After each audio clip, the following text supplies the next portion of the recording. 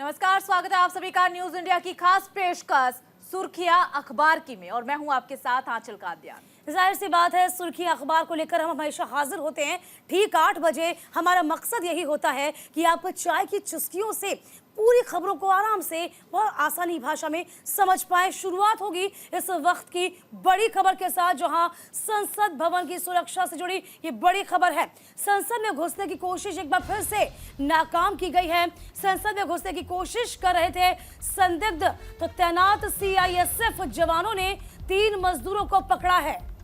फर्जी आधार कार्ड दिखाकर की थी घुसने की कोशिश। सीआईएसएफ में कासिम, मोनिस और शोएब को पुलिस के हवाले सौंप दिया गया है। पुलिस ने तीनों को गिरफ्तार किया है, पूछताछ जारी है। तो ये बड़ी अपडेट इस वक्त आपको बता रहे हैं। एक बार फिर से कोशिश को नाकाम किया गया है। जिस तरीके से कोशिश की गई थी संसद में घुसने की, वहां पर तैनात जो जवान थे उन्होंने अपनी सूझबूझ के साथ काम लिया और पुलिस ने तीनों को गिरफ्तार कर लिया है। पूछताछ जारी है। इस वक्त की बड़ी खबर आपको बता रहे हैं। संसद भवन की सुरक्षा में एक बार फिर से बड़ी चूक देखने को मिली है।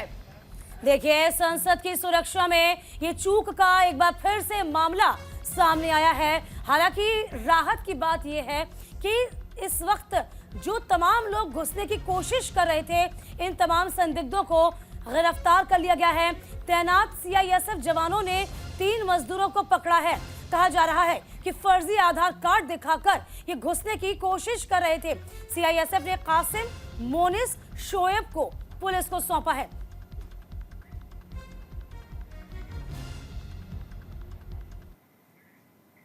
तो उधर आज सरकार बनाने का दावा पेश करेंगे नरेंद्र मोदी। मंत्रालय बंटवारे का फॉर्मूला लगभग तय हो चुका है और इस खबर को बड़ी ही प्रमुखता के साथ अखबारों में भी जगह मिली है। आपको बता दें कि शपथ ग्रहण से पहले टीडीपी, जेडीयू और जेडीएस ने अपनी डिमांड सामने रखना शुरू कर दिया है। जेडीएस की तरफ से कृषि मंत्रालय को लेकर के अपनी डिमांड रखी जा रही है, जाहिर की है कि हमें एक कृषि मंत्रालय चाहिए। उधर अगर टीडीपी का जिक्र किया जाए तो टीडीपी की नजर परिवहन, स्वास्थ्य और शिक्षा जैसे मंत्रालयों पर टिकी हुई है। जेडीयू का जिक्र किया जाए तो जेडीयू की तरफ से वित्त मंत्रालय भी मांगा जा रहा है और कृषि मंत्रालय की डिमांड भी की गई है, साथ ही साथ रेलवे की। तो मोदी की शपथ ग्रहण से पहले मंत्रालयों पर मंथन लगातार जारी है। लगातार जो पार्टियां हैं गठबंधन में, वो अपनी अपनी इच्छा जाहिर कर चुकी हैं। आज इसे लेकर के एक बड़ी बैठक भी होने वाली है दीपिका, और बैठक में मंत्रालय को लेकर ही चर्चा की जाएगी कि आखिरकार किसे क्या मंत्रालय दिया जाए। कहा जा रहा है कि फॉर्मूला लगभग तय हो चुका है। देखिए, जाहिर सी बात है, इस खबर को जरा बड़ा आसानी से आप समझने की कोशिश कीजिए कि टीडीपी, जदयू, गृह और रक्षा समेत 10 मंत्रालयों पर नजर बनाया हुआ है। अब बंटवारा कैसे होगा ये देखने वाली बात होगी। अच्छा, मोदी 3.0 कैबिनेट कैसी होगी, इस रेशियो को जरा आप देख लीजिए। भाजपा जब बहुमत से 33% सीटें कम आई थी, तब 29% पद सहयोगियों को दिए थे।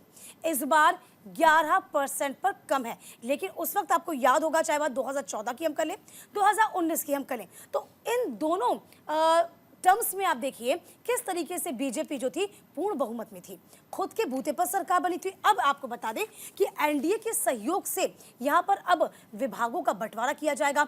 जिस तरीके से खबरें छनकर आ रही हैं वो ये कि कहीं ना कहीं, चाहे बात टीडीपी यानी कि तेलुगु देशम पार्टी की कर लें हम, इसके अलावा जेडीयू की कर लें, तो कहीं ना कहीं इनका जो परफॉर्मेंस रहा ऑल ओवर वो बहुत शानदार रहा। और जाहिर सी बात है, इस चुनाव में यदि हम नजर दौड़ाएं तो जो क्षेत्रीय पार्टी है ना, उन क्षेत्रीय पार्टियों का दबदबा बहुत अच्छा रहा है। तब कहीं ना कहीं देखिए, इसी को लेकर अब ये कहा जा रहा है कि रक्षा, गृह, वित्त, विदेश, राजमार्ग, वाणिज्य, रेलवे, कृषि, पेट्रोलियम, ये सब जो चीजें हैं, इन्हीं को लेकर जेडीयू और टीडीपी इन तमाम 10 मंत्रालयों पर बड़ी नजर बनाए हुए है। बिल्कुल, और कहा यह जा रहा है कि जो फॉर्मूला तय हुआ ये हुआ है कि जहां पर जिसने 3 सीटें जीती है, 3 सांसद चुनावी मैदान में उतरे और 3 सांसदों ने जीत हासिल की, तो उन्हें एक मंत्रालय दिया जाएगा। इसके अलावा 3 से ज्यादा जिनके सांसद हैं जो जीत हासिल कर चुके हैं, उन्हें 4 मंत्रालय दिए जाएंगे और उसके बाद इसी तरीके से धीरे धीरे ये आंकड़ा आगे की तरफ बढ़ता चला जाएगा।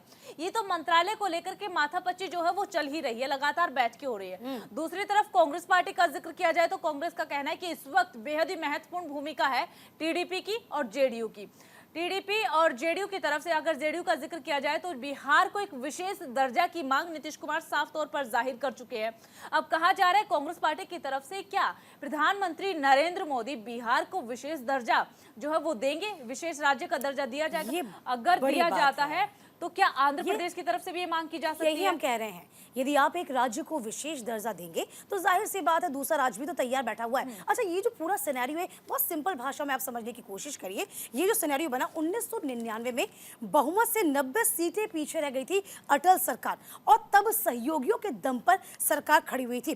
तब इन दलों को कैबिनेट में 25 पद यानी कि करीब 29% की हिस्सेदारी मिली थी। तो हम लगातार यही बात आपसे कह रहे हैं कि जब बहुमत से बीजेपी 33% सीटें जीती थी तब 29% का रेशियो बीजेपी ने रखा था। अब तो आप देखिए इस बार 11% कमाई है। जाहिर सी बात है कि जो प्रेशर पॉलिटिक्स है ना इस वक्त लगातार बनी हुई। इस बीच यदि हम कांग्रेस को देख लें, आप INDI गठबंधन को देख लीजिए, कहीं ना कहीं आंचल तो ये देखा जा रहा है कि मल्लिकार्जुन खड़गे या राहुल गांधी ने साफ तौर पर अभी तो कह दिया है कि अभी हम सरकार बनाने का कोई दावा पेश नहीं करें, पेश अभी नहीं कर रहे, लेकिन फ्यूचर में करेंगे नहीं करेंगे इस पर जरूर सवालिया निशान खड़ा कर दिया, जो कि बीजेपी के लिए NDA के लिए माथे पर चिंता की लकीर है। बिल्कुल। और मल्लिकार्जुन खड़गे की अगर एक बात पर फोकस किया जाए तो उन्होंने कहा कि उचित समय आने पर बिल्कुल सही कदम उठाया जाएगा। यानी कि अगर यहाँ पर 1% भी मंत्रालय को लेकर के पेच फंसता हुआ नजर आया तो INDI गठबंधन पीछे नहीं हटेगा, वो जरूर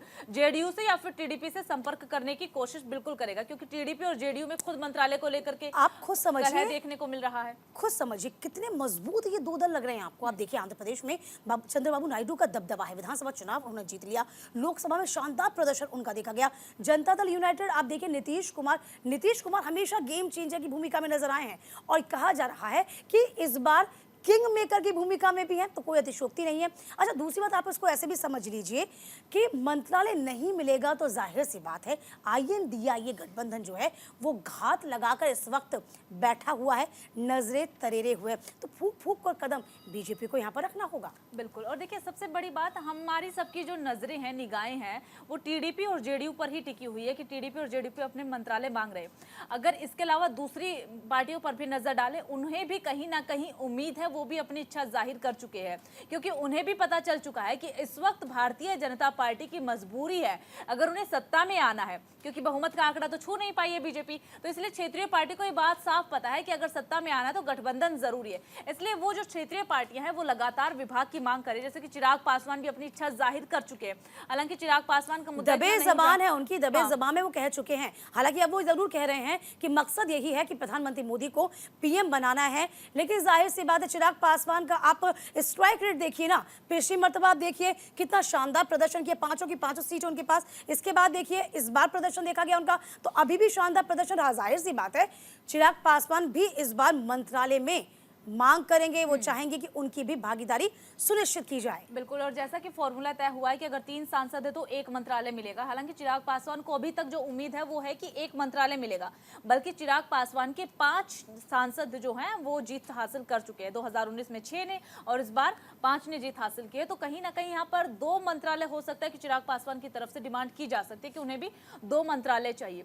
दूसरी तरफ बीजेपी का कहना यह है कि रेलवे विभाग, देखिए कल ही मैं कहीं पर पढ़ रही थी दीपिका कि रेलवे विभाग को लेकर के सबसे ज्यादा पेच फंसा हुआ है।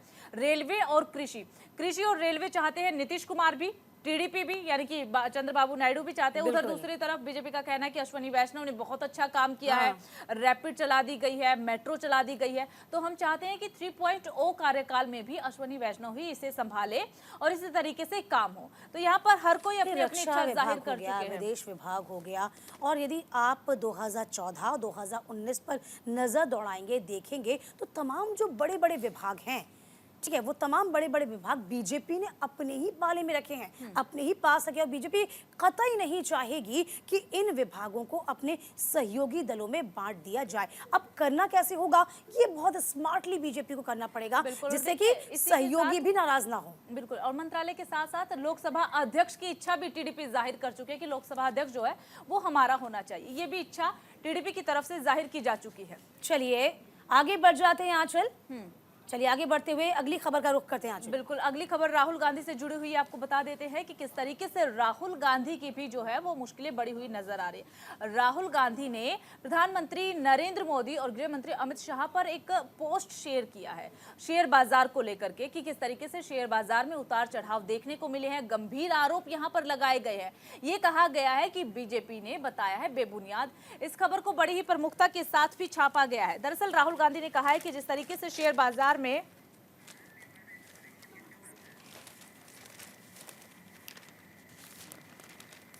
बिल्कुल जाहिर सी बात है, आप जरा तस्वीर देखिए और इसके साथ साथ आरोप देखिए जरा किस तरीके से दैनिक जागरण ने इस खबर को जगह दी।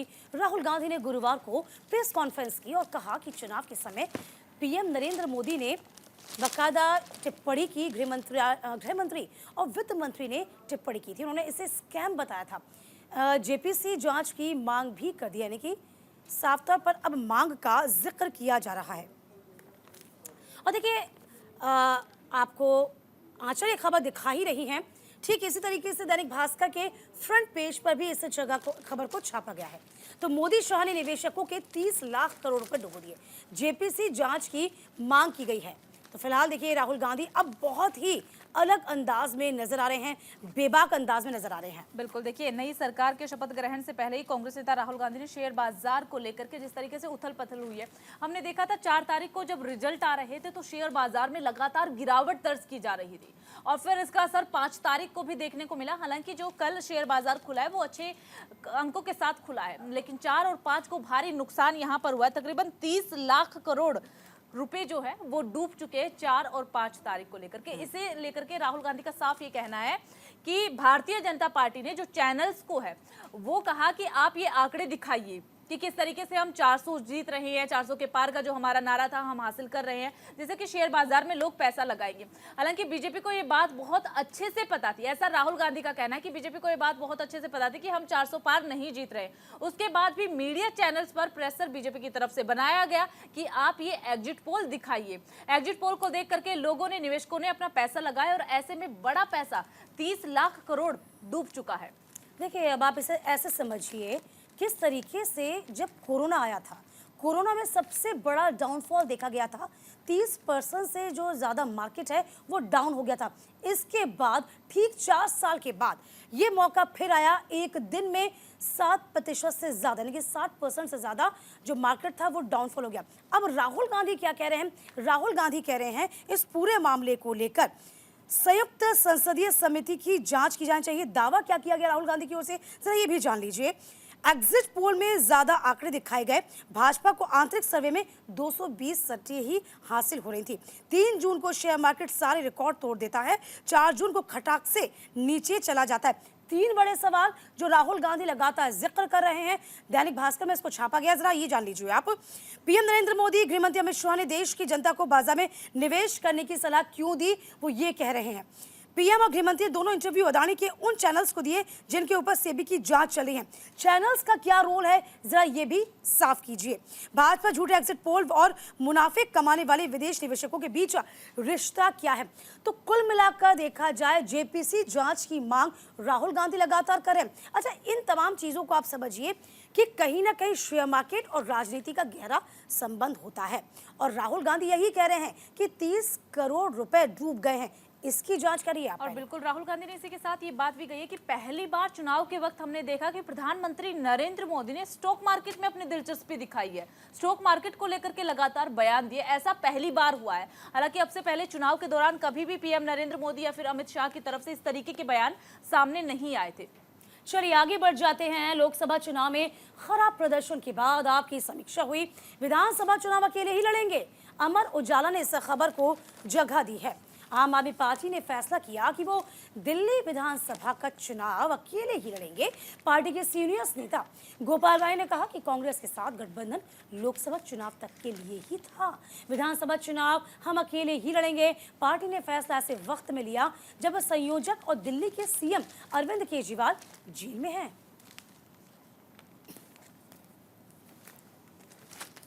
तो देखिए आंचल इस खबर को आप तक पहुंचा रही हैं, दिखा रही हैं कैसे इस खबर को तरजीह दी गई है।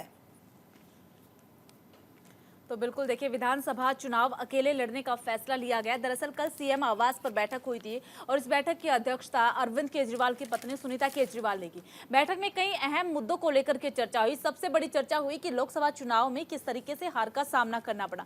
आम आदमी पार्टी की तरफ से बड़ा दावा किया जा रहा था कि लोकसभा चुनाव में कम से कम हम जिन सीटों पर चुनावी मैदान में उतरे हैं उन सीटों पर जीत हासिल कर लेंगे। कांग्रेस पार्टी के साथ गठबंधन के में चुनावी मैदान में आम आदमी पार्टी उतरी थी, लेकिन लोकसभा चुनाव में यहां पर हार का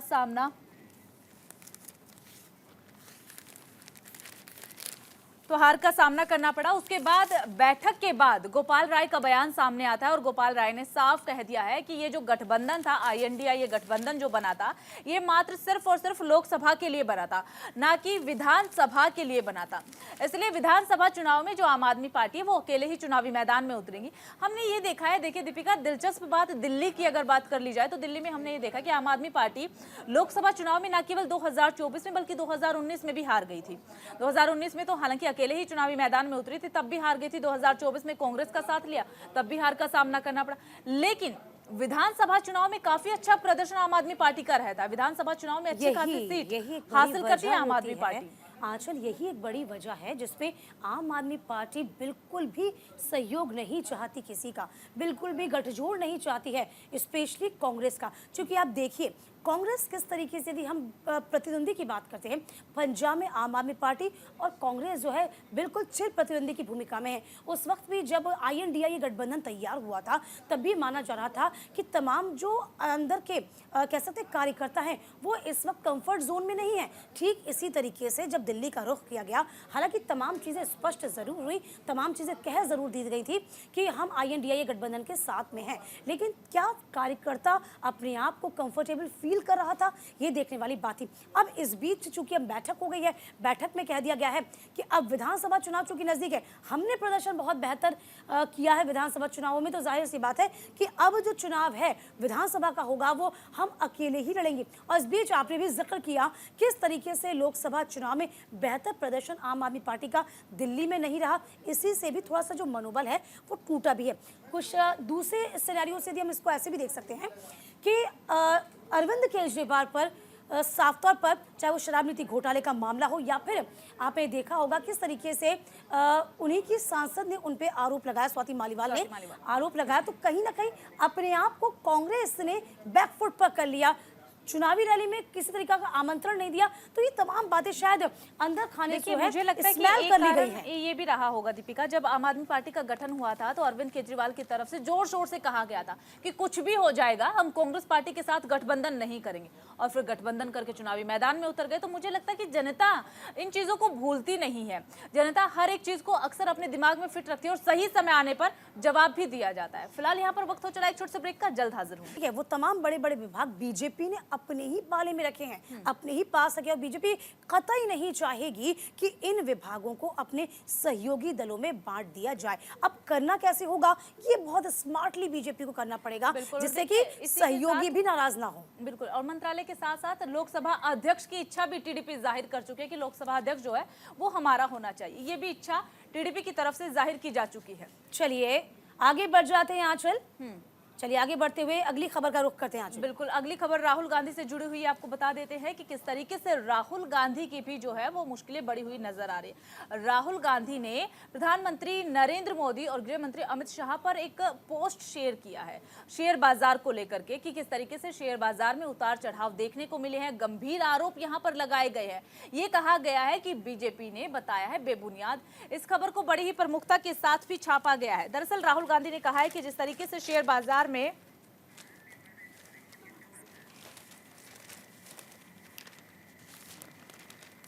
बिल्कुल जाहिर सी बात है, आप जरा तस्वीर देखिए और इसके साथ साथ आरोप देखिए जरा किस तरीके से दैनिक जागरण ने इस खबर को जगह दी।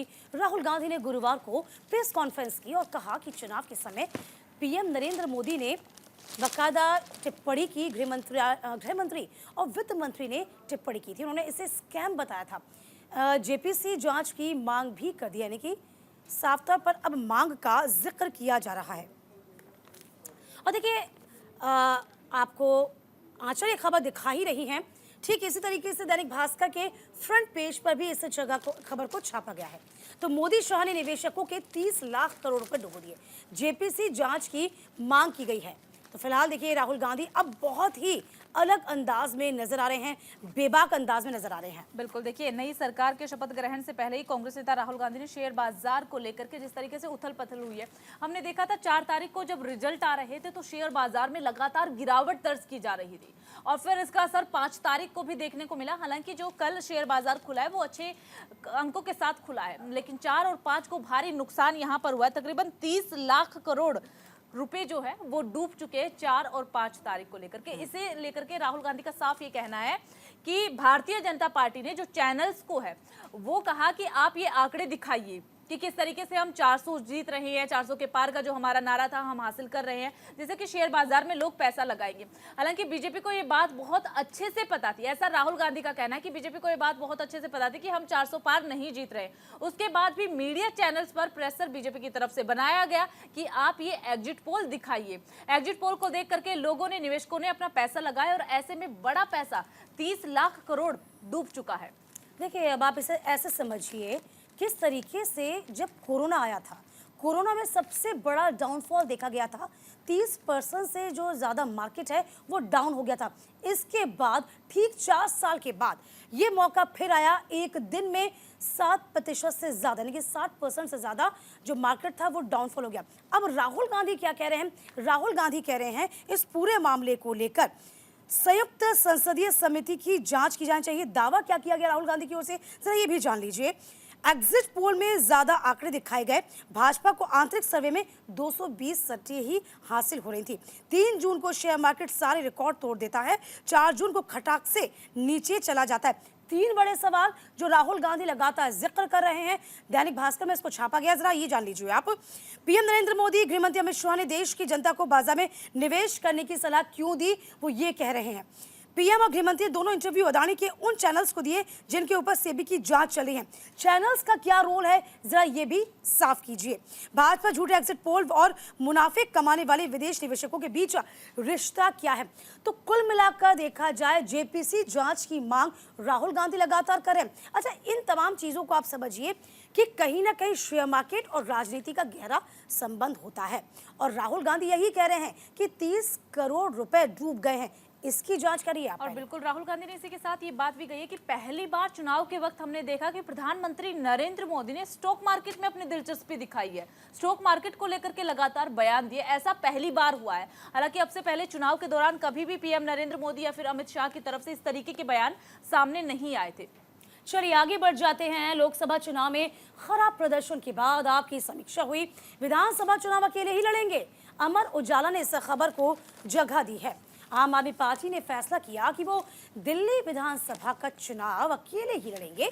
पार्टी के सीनियर नेता गोपाल राय ने कहा कि कांग्रेस के साथ गठबंधन लोकसभा चुनाव तक के लिए ही था, विधानसभा चुनाव हम अकेले ही लड़ेंगे। पार्टी ने फैसला ऐसे वक्त में लिया जब संयोजक और दिल्ली के सीएम अरविंद केजरीवाल जेल में हैं।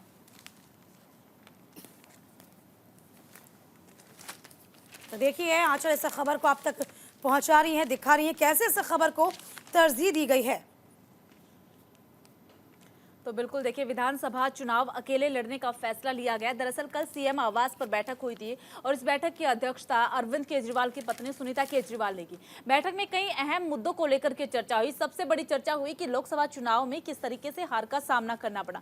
आम आदमी पार्टी की तरफ से बड़ा दावा किया जा रहा था कि लोकसभा चुनाव में कम से कम हम जिन सीटों पर चुनावी मैदान में उतरे हैं उन सीटों पर जीत हासिल कर लेंगे। कांग्रेस पार्टी के साथ गठबंधन के में चुनावी मैदान में आम आदमी पार्टी उतरी थी, लेकिन लोकसभा चुनाव में यहां पर हार का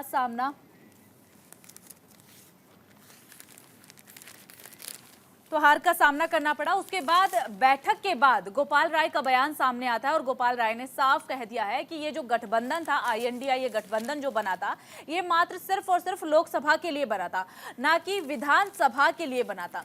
इसलिए विधानसभा चुनाव में जो आम आदमी पार्टी है वो अकेले ही चुनावी मैदान में उतरेंगी। हमने ये देखा है, देखिए दीपिका, दिलचस्प बात दिल्ली की अगर बात कर ली जाए तो दिल्ली में हमने ये देखा कि आम आदमी पार्टी लोकसभा चुनाव में न केवल 2024 में बल्कि 2019 में भी हार गई थी। 2019 में तो हालांकि अकेले ही चुनावी मैदान में उतरी थी, तब भी हार गई थी। 2024 में कांग्रेस का साथ लिया, तब भी हार का सामना करना पड़ा।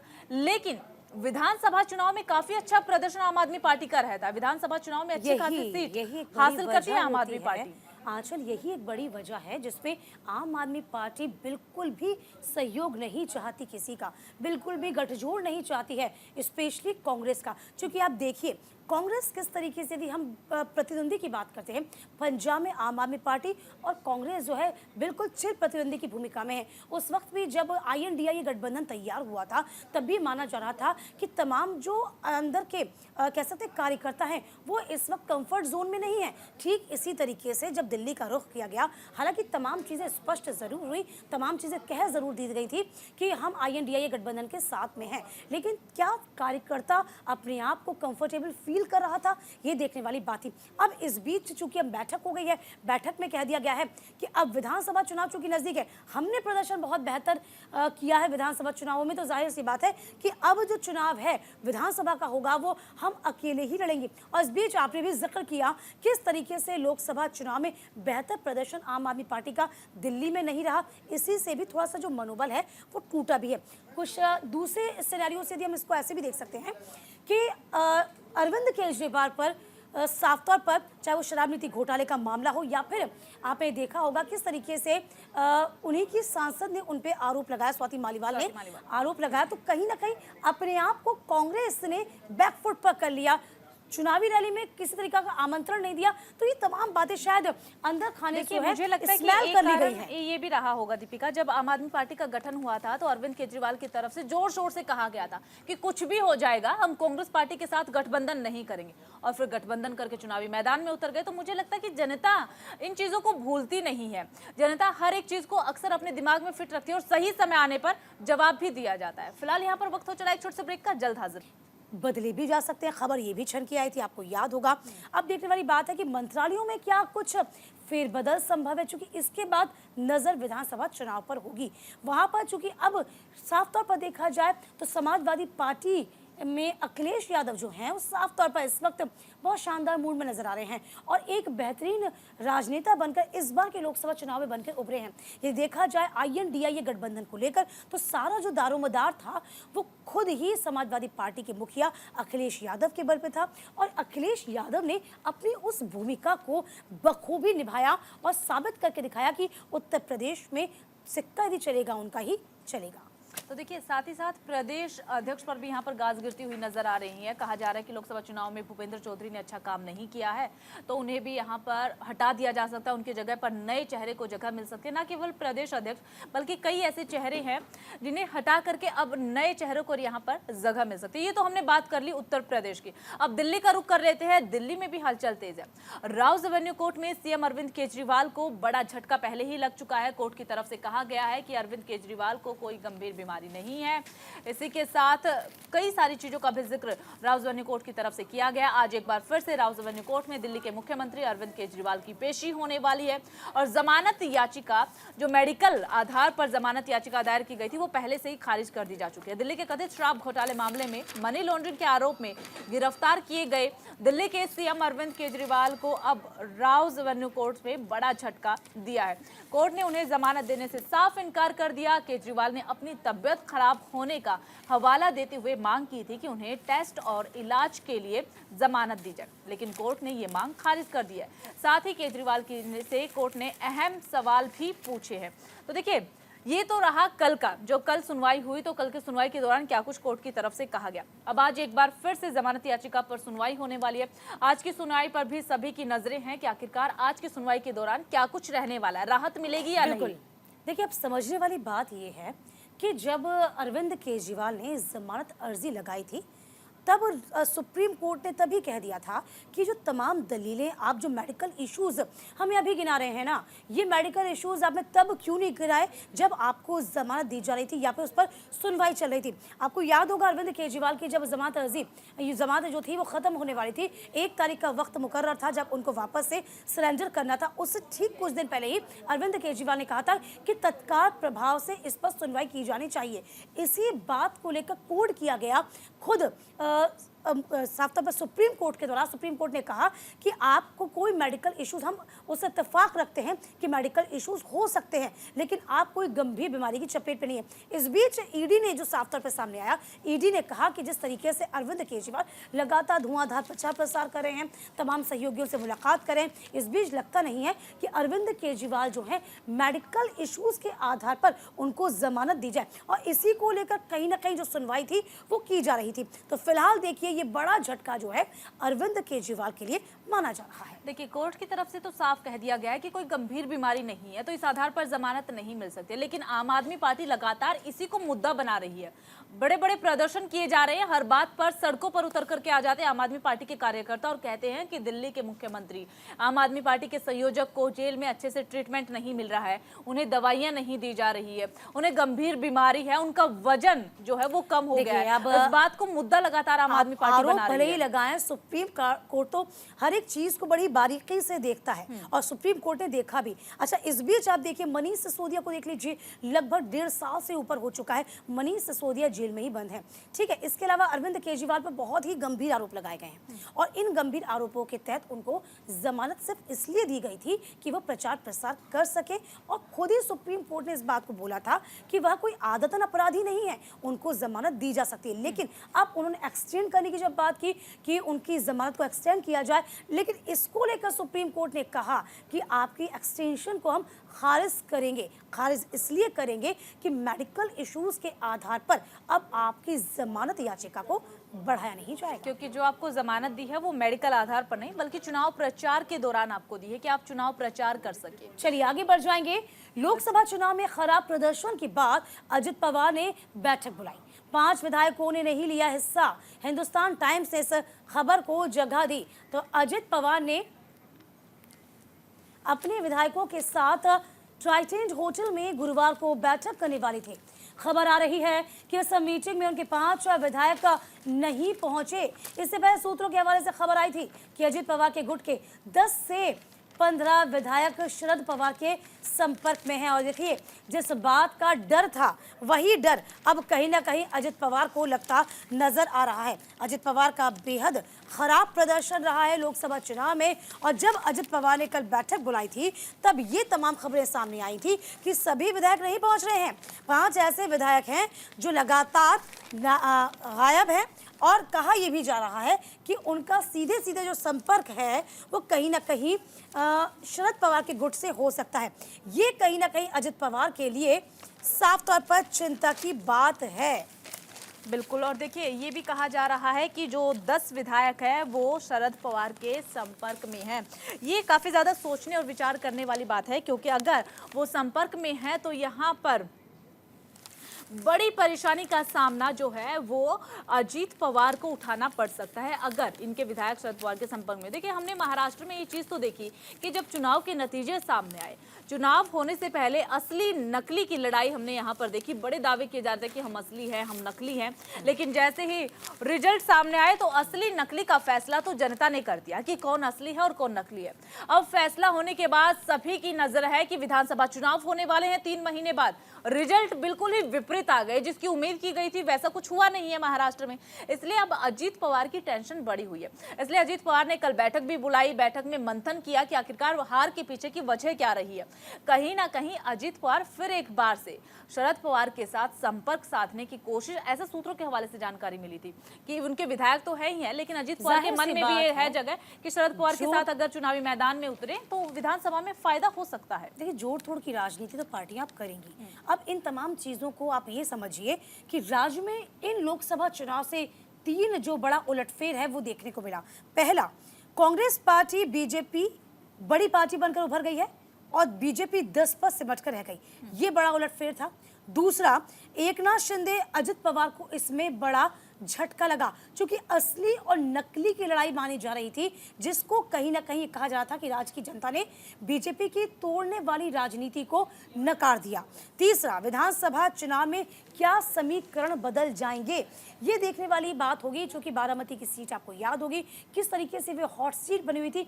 एनसीपी के लिए वो सीट जीतना जरूरी हो गया था, यूँ कह सकते हैं अजित पवार के लिए भी नाक का विषय थी, लेकिन किस तरीके से जो परिणाम आए उन परिणामों ने चौंका दिया। इस बीच आप देखिए कोई एक चीज, कोई एक कह सकते हैं रणनीति काम नहीं करती है।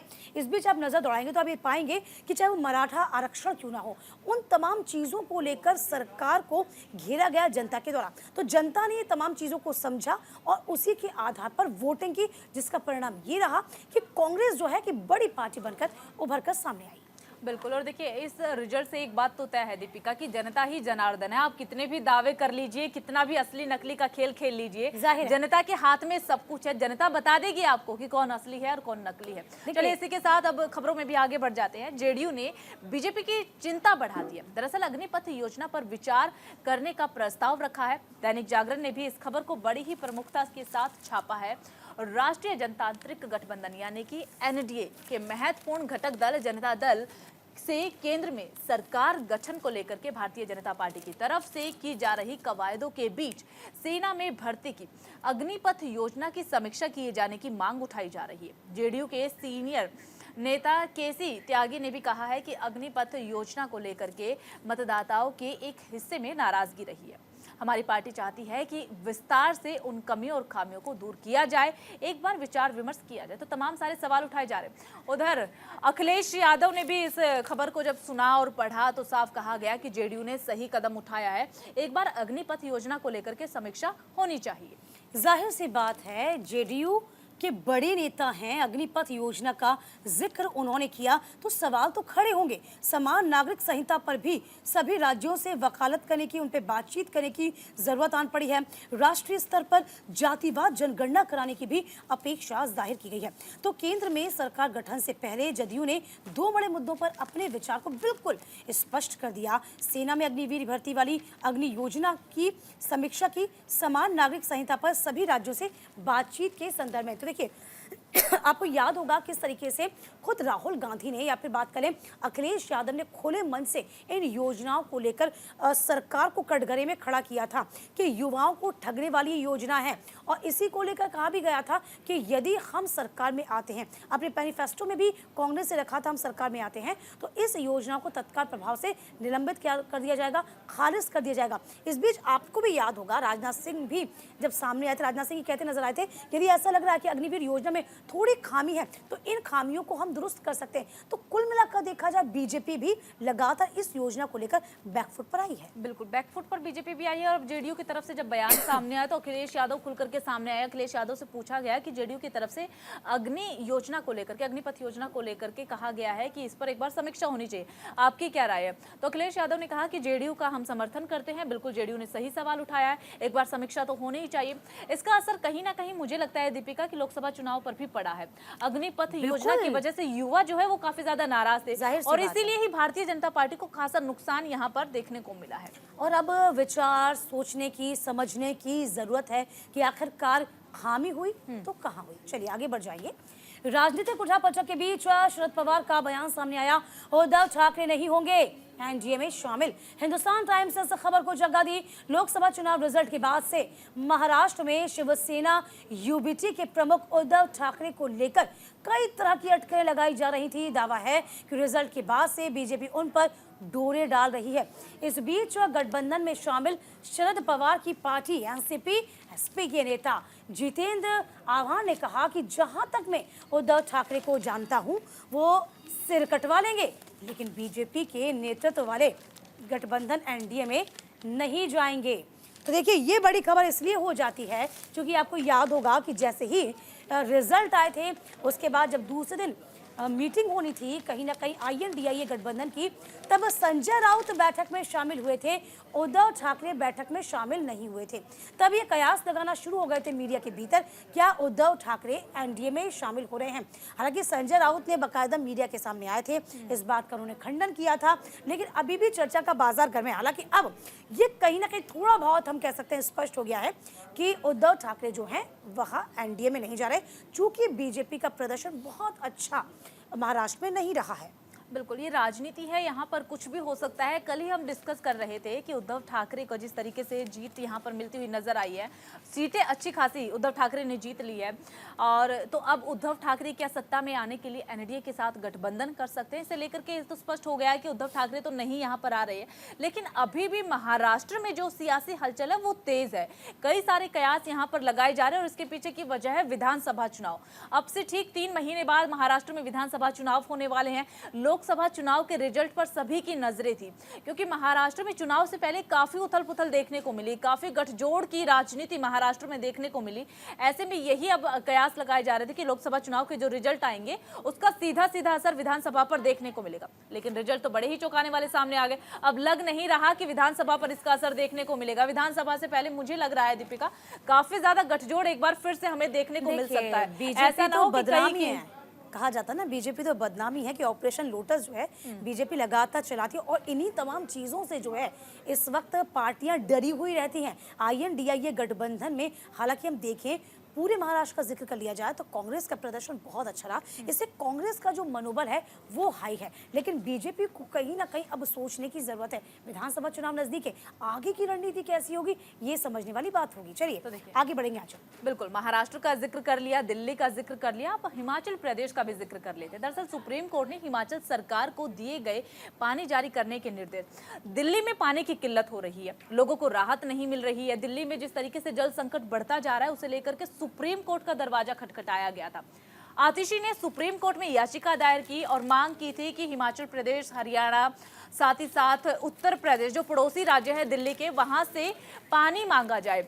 इसे लेकर के सुप्रीम कोर्ट में सुनवाई हुई और सुप्रीम कोर्ट ने बड़े निर्देश दे दिए, खासतौर पर हिमाचल प्रदेश को कि 127 क्यूसेक पानी दिया जाना है। साथ ही साथ हरियाणा को लेकर के जो आरोप दीपिका लगाए जा रहे थे कि हरियाणा दिल्ली के हक का पानी नहीं दे रहा है, हम तो चाहते हैं कि हरियाणा 1 महीने के लिए अपने उस हक का तो पानी दे ही दे, साथ ही साथ एक्स्ट्रा पानी भी दिया जाए। अब सुप्रीम कोर्ट की तरफ से साफ कह दिया गया है कि हरियाणा भी पानी देगा, 127 क्यूसेक पानी 1 महीने के लिए हरियाणा की तरफ से भी छोड़ा जाएगा। एक तरफ तो दिल्ली में जल संकट, सुप्रीम कोर्ट का दरवाजा खटखटा दिया गया है, बड़े निर्देश यहां पर दे दिए गए हैं पड़ोसी राज्यों को, लेकिन अगर दिल्ली की बात करें यहां पर तो सियासत अभी भी देखने को मिल रही है। हिमाचल तो पहले भी आपको याद होगा कि अग्री था, चूंकि INDIA गठबंधन का ही सहयोगी जो कांग्रेस की सरकार ही हिमाचल में है, सखू की सरकार है, तो हिमाचल पहले ही तैयार था कि हाँ हम पानी दे देंगे। बात यहाँ पर हरियाणा पर आकर पेच फंस जाता है। हरियाणा तब भी राजी नहीं था, हरियाणा ये कह रहा था कि भाई हम आपके हिस्से का पानी आपको निरंतर दे रहे हैं, लेकिन रखरखाव का अभाव आप में है, आप ही पानी को ठीक तरीके से उपयोग नहीं कर पा रहे हैं, आपकी पाइपलाइन अच्छी नहीं है, आप उसकी व्यवस्था करिए ना कि आप हम पर आरोप लगाएं कि आपके हिस्से का पानी हम चुरा रहे हैं या फिर हम देने से रोक रहे हैं। अब देखिए साफ तौर पर दिल्ली में जो गहरा जल संकट आया हुआ है, अब चूंकि सुप्रीम कोर्ट का आदेश है, जाहिर सी बात है हरियाणा को इसका पालन तो करना ही होगा, लेकिन कहीं ना कहीं दिल्ली के लिए भी सबक है, फ्यूचर में ऐसी स्थिति ना बने इसका ख्याल कहीं ना कहीं दिल्ली की सरकार को रखना होगा। चलिए आगे बढ़ जाते हैं। अन्नामलाई पर हार का ठीकरा फोड़ा, जी हाँ, द हिंदू ने इस खबर को जगह दे दी है कि अन्नामलाई नहीं, कि ये पूरी जो हार हुई है वो अन्नामलाई की वजह से हुई है, क्षेत्रीय पार्टी की वजह से हुई है, इसका ठीकरा फोड़ दिया गया है। और इसी को लेकर आपको बता दें कि साफ तौर पर इस खबर को कहा गया।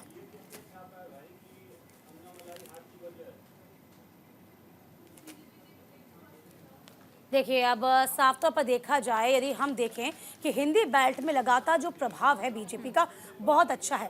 अब इसी बीच अन्नामलाई कह रही है कि जो हार का ठीकरा है वो कहीं ना कहीं, चूंकि बीजेपी जो है अपनी सियासी जमीन को लगातार साउथ में तलाशने की कोशिश करी है और इसी को लेकर अब कटघरे में तमाम क्षेत्रीय पार्टियां भी खड़ा कर रही हैं। बिल्कुल, भारतीय जनता पार्टी को कटघरे में खड़ा किया जाए। देखिए इस बार लोकसभा चुनाव 2024 में देखा जाए कि गैर हिंदी भाषी राज्यों का जिक्र कर ले या फिर हिंदी भाषी राज्यों का जिक्र कर ले, बीजेपी का प्रदर्शन बेहद ही ज्यादा यहाँ पर खराब रहा है, सिर्फ एक जगह को छोड़ करके, वो जगह है ओडिशा। ओडिशा में प्रदर्शन बेहद अच्छा रहा, लेकिन उसके अलावा बाकी तमाम राज्यों पर अगर नजर डाली जाए तो बीजेपी का प्रदर्शन खराब रहा। और ऐसे में जो क्षेत्रीय पार्टियां हैं जैसे कि अन्नामलाई खुद बीजेपी को कटघरे में डाल रहे हैं, कह रहे हैं कि भारतीय जनता पार्टी की तरफ से योजनाएं अच्छी नहीं चलाई गई, जनता के बीच नहीं जाया गया, जनता के लिए नहीं सोचा, इसीलिए इस तरीके के हालात लोकसभा चुनाव 2024 में देखने को मिले। ये समझ लीजिए, इन शॉर्ट आप ये समझ लीजिए कि बीजेपी को अभी बहुत मेहनत साउथ में करनी है, हिंदी पैड में अच्छा दबदबा है। देखिए और भी रिजल्ट अच्छे हैं, चाहे वो हम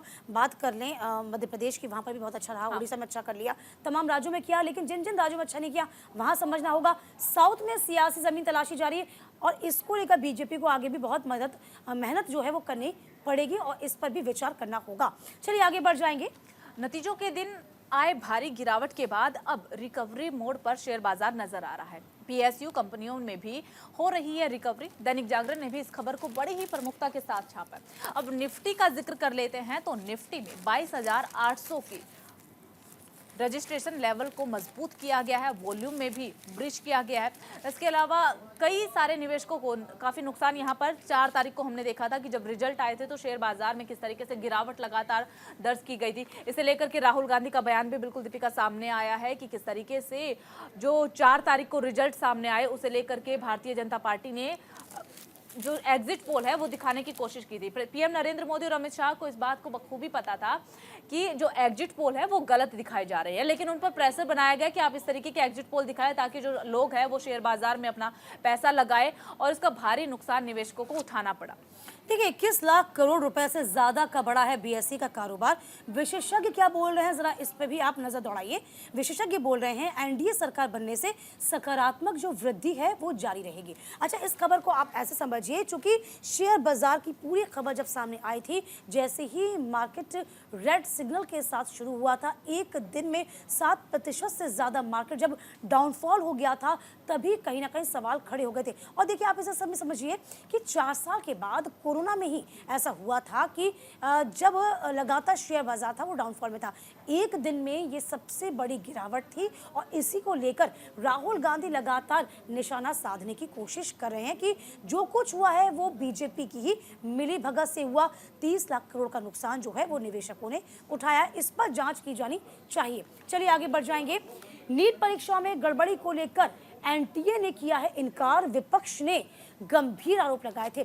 दैनिक जागरण ने इस खबर को जगह दी। मेडिकल प्रवेश परीक्षा नीट राष्ट्रीय पात्रता प्रवेश परीक्षा के कई परीक्षार्थियों ने छात्रों के अंक बढ़ाए जाने का आरोप लगाते हुए कहा कि इस कारण रिकॉर्ड 67 परीक्षार्थियों की शीर्ष रैंक हासिल की। इसमें से 6 अभ्यर्थी एक ही परीक्षा केंद्र से हैं। तो देखिए नीट को लेकर के अब लगातार आरोप लगाए जा रहे हैं, खासतौर पर यूजी में अनियमितताओं के आरोप लगाए जा रहे हैं और एनटीए ने भी इन आरोपों से नकारा है। साफ ये कहा जा रहा है कि अभ्यर्थी जो है एक ही परीक्षा केंद्र में बैठे हुए थे। रिजल्ट्स को लेकर के ये तमाम तरह के आरोप यहाँ पर लगाए जा रहे हैं। आपको बता दें कि आरोप लगाते हुए ये कहा जा रहा है कि इसके कारण रिकॉर्ड 67 परीक्षार्थियों ने शीर्ष रैंक हासिल की है और इसमें से 6 अभ्यर्थी जो है वो एक ही परीक्षा केंद्र में थे।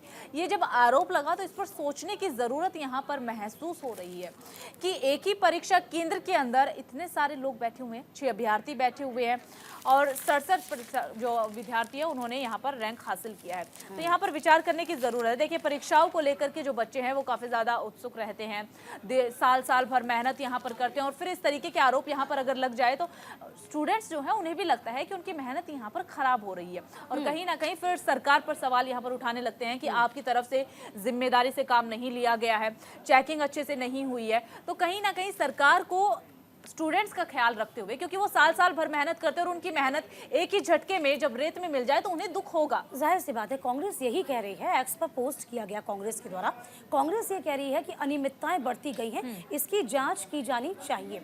चलिए अब बढ़ेंगे आगे। भारतीय फुटबॉल दिग्गज सुनील छेत्री ने किया संन्यास लिया है। उन्होंने भारत समेत पूरे विश्व के फुटबॉल फैंस को धन्यवाद दिया।